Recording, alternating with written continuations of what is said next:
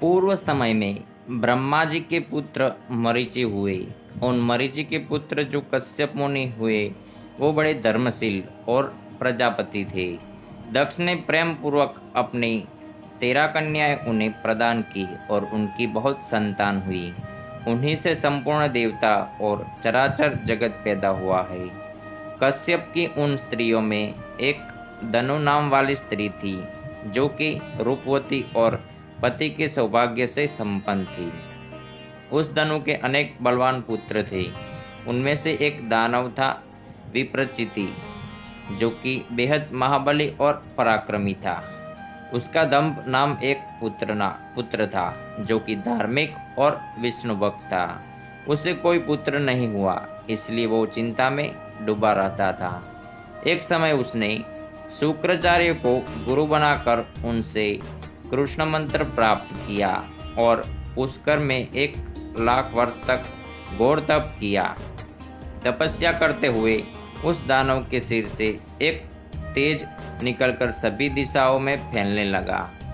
उसके तेज से सभी देवता पीड़ित हो गए और इंद्र को आगे करके वो ब्रह्मा जी की शरण में गए। उन्होंने ब्रह्मा जी को उस तेज के बारे में बताया, जिसे जानकर वो सब बैकुंठ धाम गए और श्री विष्णु को प्रणाम किया। देवताओं ने उनसे कहा कि हे प्रभु, हम इस तेज से संतप्त हो रहे हैं, आप हमारी रक्षा करें। विष्णु जी बोले, हे देवताओं, आप चिंता मत करिए, ना ही कोई उपद्रव होने वाला है और ना ही कोई प्रलय काल आया है।